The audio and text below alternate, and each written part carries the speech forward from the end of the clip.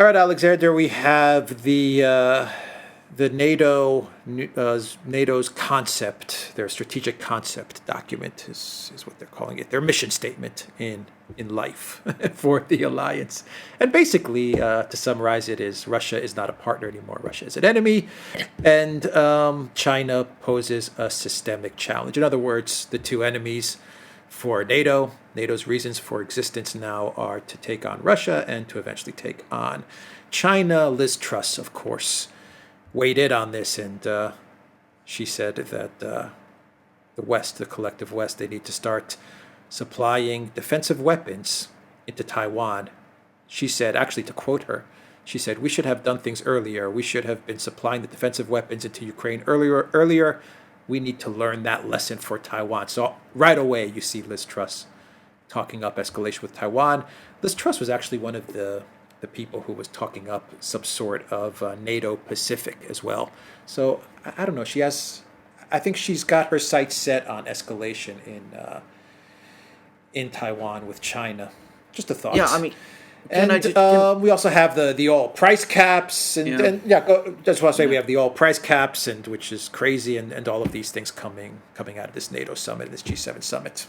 Yeah. Well, can I just say, first of all, let's talk about that NATO statement, because in the run-up to this meeting, we were getting all these indicators from Stoltenberg, the NATO Secretary General, that there's going to be a massive new plan from NATO. There's going to be this 300,000-man army. There's going to be core headquarters established in Poland. There's going to be 20,000 men based in Poland. We're going to beef up forces in the Baltic states. It didn't quite live up to that. There was some, talk about, taking more steps, but ultimately it didn't really translate into actual measures. And, Liz Truss talks a very big game about, taking on China over Taiwan, fighting the Russians, all that kind of stuff. But at the same time that she was doing that, Boris Johnson was telling the British people that defence spending in Britain is going to be reduced by comparison with what he promised in the 2019 election, because Britain simply can't afford to spend as much on defence as he'd initially planned. So, we have a lot of talk about, big moves. Liz Truss talking about these big moves with China. But the reality is that Britain, and before long, be very clear about this, all the European countries, because they're heading straight towards a budgetary crisis with interest rates rising, they're going to have to scale back defence spending, not increase it, unless, of course, they're going to start making massive cuts in welfare spending and health spending and all those sort of things, which may not play well with their populations. And you could already see this reflected to some extent in the fact that, as I said, this statement from NATO proved to be much less than some of us had expected before. Now, let's just look at the whole situation. Let's look at the whole picture. So you got yourself into a massive crisis with Russia over Ukraine. The Russians are incrementally advancing in eastern Ukraine. It's one disaster for Ukraine after another. You've got yourself into an economic war with Russia. You are, now facing escalating energy costs, escalating fuel costs. Your populations are becoming more and more restive. So what do? You're going to start a new conflict with China, with Liz Truss talking about arming Taiwan, in other words, provoking the Chinese to an almost insane degree. And of course, you're doing all of that at the same time, by the way, as you're asking the Chinese to assist you by enforcing the oil price cap on Russian oil. already it doesn't make a great deal of sense. And by the way, Reuters said, that they were actually talking to the Chinese about this, that the Chinese had shown a sort of productive response, as supposedly the Indians also did. There's been a very strong article in the Chinese media which says that was completely untrue. China never committed itself to agree to this oil price cap idea. We'll come to that in a moment. But the whole talk in the West is about the dangers of a two-front war, trying to find some means of distancing Russia from China or China from Russia. Remember all those attempts at the start of the war in Ukraine to try to get the Chinese to condemn what the Russians had done? And now what we're seeing instead is that, yes, the Russians are our big enemy in Europe, and China is also our big enemy in Asia, and we're going to confront both at the same time. We are actually hurtling towards a two-front war at the very point when we're in a deep economic crisis, and we're doing it to ourselves. It's very bizarre. It's very, very weird. And can I just say, both of us were entirely skeptical about Erdogan and, his veto over Sweden and Finland. Well, unsurprisingly, he withdrew that. He got some promises over the Kurds, Sweden and Finland, backing off on the Kurds. It's not. I don't think that's going to materialize into anything.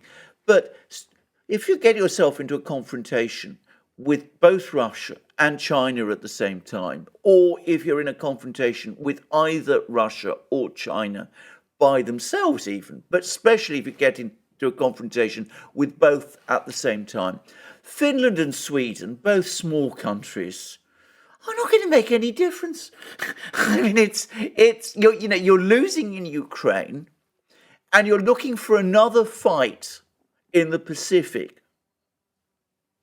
It to my mind demonstrates the complete lack of proper thinking, any kind of thinking, on the part of Western leaders.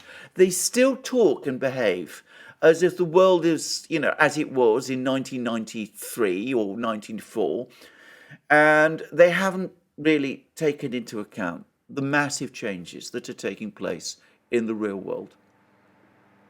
Well, can I just say that I'm starting to come to the position that this whole NATO chest beating, we're going to take on Russia, we're going to take on China, is really just a business model. We've said in the past that NATO needs a reason to exist, and it's now got two very good, compelling reasons that really play well to the mainstream media as well. These are great enemies to have, Russia and China. You can write 1,000 movie scripts on these two enemies, and you've had 1,000 movie scripts in the past on these two enemies, the Russian villain and the Chinese villain. Okay, it's as old as time in Hollywood or in the mainstream media. So they've got a good reason now, because there was 10 years, a 20-year gap where NATO was kind of fumbling around looking for enemies. There was Serbia and Libya and Syria and Afghanistan, but it didn't live up to Russia and China. So now they got that. It really does seem like a grift to me, and this is just all about keeping a massive bureaucracy afloat. But my big concern here is that the grift doesn't, this is going to rhyme, that the grift doesn't drift into a real conflict. And that's what we're kind of seeing in Ukraine as well. That's why NATO can't back off. If they back off, then the business model is over. NATO didn't do its job. So this whole bureaucracy, this whole exploration that NATO has been undergoing to continue to prop up this bureaucracy has now led them to this quagmire in Ukraine, and it's leading them to this quagmire with China. Absolutely, this is exactly correct. And by the way, you're to some extent what you've just said is very like certain comments that President Putin of Russia, made at this summit meeting and the Caspian Sea powers in Ashgabat just a few hours ago. He too was saying that this whole thing now is all about NATO justifying its existence. So it has to find enemies. So it's found an enemy in Russia. Now it's looking for yet another enemy in China. And as you also said, he actually made the point. He said, Iran was never a really convincing enemy. Russia is a much more, looks a much more impressive enemy. So, you talk up the threat from Russia. And of course, China is an even more convincing enemy in some respects than Russia is. Though I should say, it plays with different audiences. So in Eastern Europe, they're more worried about Russia. In other places, they might be more worried about China. But there we go. But that's what, it is. And I agree. I think it's a business model. I don't think anybody really seriously wants to get into an armed confrontation with either of these powers. The problem is, it's not... You're also absolutely correct that the problem is that if you do this, things have a tendency to follow a logical course. So you get into a military conflict with Russia in Ukraine because you've identified Russia as an enemy. You refuse to accept that Russia has any legitimate security concerns because, after all, why should you care about the security concerns of your enemy? So the result is you have a war, and that's led to an economic crisis. And you're now saying China is also your enemy, and we must defend Taiwan. And the risk is that, of course, the Chinese will hear that. They'll say, well, we understand that this is ultimately just the bureaucracy making decisions to perpetuate itself. But ultimately, this is impinging on our essential interests. It's crossing our red lines. The NATO bureaucracy won't ever accept that because, of course, if they do, if they can't accept that China has legitimate red lines or China has legitimate security interests, because after all, it is the enemy. And before you know it, you're in a fight with China over Taiwan. So you're absolutely right. I mean, you summed it up exactly correctly. And, it's not just us saying that. It's also, as I said, the Russians and the Chinese understand this very well. I've just found these words by Putin. So as they have long been looking for an external enemy, for a threat that would rally their allies. I'm referring above all to the United States. Iran is not quite right for that role. Russia is much better. They see it as a chance to rally their allies in a new historical period. There is nothing new in this for us. This is further fresh proof of what we have been saying all along, that NATO is a relic of the past, of the Cold War. They always replied that NATO had changed, that it had become more of a political alliance, but at the same time they were looking for an opportunity to give it a new lease on life. Well, this is exactly what they are doing now. There is nothing new in this. So it's exactly, in a sense, the point that you're making. This is a piece of grift. It's just a justification for giving this alliance that has exhausted its purpose going. But by doing that, you are creating dangers around the world and you're threatening world peace. Because a military alliance, which is what NATO is, if it continues and if it's on the quest for enemies, is inevitably going to create wars, which is what NATO does, as we see in Ukraine and as, God forbid, we might see in Taiwan as well. Yeah, there's too much money at stake for all of these globalists and bureaucrats. There's a new business model that's going to come into effect, which is the Pacific, right? This is you're expanding the customer base. If this was a business, right? You're moving into a new market demographic here. Oh, now we can go into the Pacific. More money for everybody, right? A NATO Pacific. What do they call it? The blue Pacific NATO is what they're thinking of calling it. Even more money. That's why they cannot lose in Ukraine, or at least they feel that if they lose in Ukraine, then their business model is shattered. And the tip-off that I had with all of this, that it's some sort of a grift and it's really just all about the money and the military-industrial complex, and desperately trying to keep this business model afloat in Ukraine as the Russians tear apart this NATO business model, is the fact that you had the Belgian prime minister getting up in front of NATO and just being a grade A, a class A warmonger, talking about how Ukraine needs to fight to the bitter end. He said this can only be solved on the battlefield. NATO, Ukraine needs to fight to the bitter end. We're going to support them until the bitter end. And I think to myself, the Belgian prime minister, why is the Belgian prime minister so gung-ho in seeing this war continue at all costs? Well, because, look at who's headquartered in Brussels, which two big institutions are headquartered in Brussels. Exactly, and of course, you're absolutely right, and of course, it's a huge money grift for Belgium as well, and of course, it gives them all this opportunity to pretend, that they're great global leaders. Because let's face it, if there wasn't NATO, who would care what Belgium thinks? But because it's also an ego trip as well as a financial grift. Because the Belgian prime minister can now talk about fighting the Russians as well. So there we are. That's what they do. But as you say, it's dangerous. It is extremely dangerous. It's created a crisis, a disaster in Ukraine, and it's going to do the same potentially in the Pacific region as well.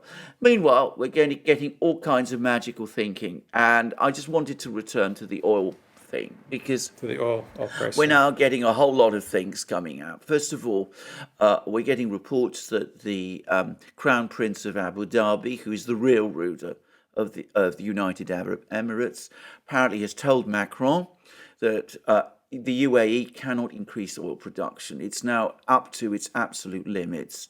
And he's apparently also told Macron that the Saudis are almost up to their limits as well. They can only increase oil production by 150,000 barrels of oil a day, which is nowhere near enough to make up for the supply shortages. So this mirage of a flood of oil from the Gulf coming to replace Russia, that looks like it's not going to happen. So what we see instead is that they've come up with this idea, to be more precise, Janet Yellen has come up with this idea of a global oil price cap. And we've discussed it in previous programs. We said that this is a ludicrous idea. This idea that a small group of countries can fix the price of oil across the world in defiance of what OPEC wants, in defiance of what other countries want. It was a ludicrous idea. Even the media in Britain, the mainstream media in Britain, have been saying what a completely ludicrous idea it is.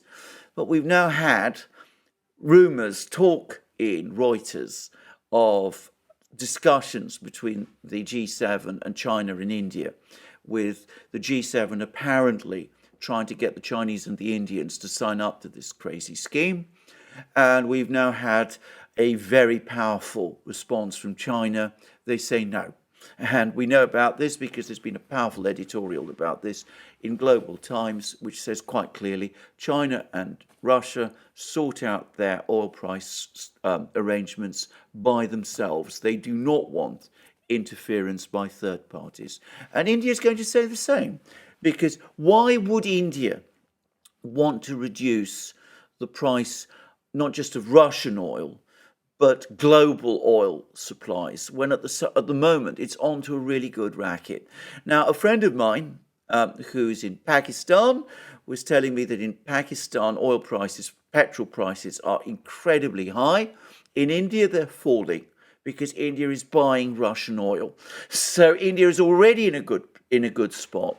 Meanwhile, it's able to refine some of this oil that it's getting from Russia and export it at a handsome premium to the European Union. Why then would it want to end this arrangement? It doesn't make any commercial sense. The Indians are not doing anything wrong. They're simply making the most of their commercial opportunities. Why should they give that up? What are they going to get in return? What is the West offering them in return that would be attractive enough to displace this arrangement, which looks like it's permanent? It's going to provide India with good, reliable, cheap oil and also a nice revenue stream selling refined oil products to the European Union. It's what a disaster. I mean, so sometimes I think it's deliberate, Alexander, that they're doing this to starve the world out of oil and this, like a 2030 Great Reset agenda. Okay, there are some people, actually all of them in that group of 7 that come up with these plans. They are green ideologues, except for Biden. Biden doesn't know what he is, where he is. He doesn't know where he is. But, Van der Crazy and Trudeau, okay. They're green ideologues, Klaus Schwab cronies. But I honestly think that when I hear ideas like this, it's just more out of their stupidity. These are just not bright people. I agree. I totally and completely agree. I mean, this is just. I mean, I have to say, apparently. These are dumb people. These are dumb people. Sorry. I know. Apparently, the person who came up with this idea was Janet Yellen. And she's the U.S. Treasury Secretary. I mean, really, the U.S. Treasury Secretary, who was, by the way, formerly the head of the Fed, comes up with a crazy scheme like this. I mean, if you want to understand why we are in the mess we are, this explains it. I mean, that anybody could come up with a plan of this kind, a harebrained plan like this kind, is, at this level, is bizarre. But when you discover it's the former head of the of the Fed and the Secretary of the Treasury, well, I mean, you know how deep your problems are. Well, you know what's even worse?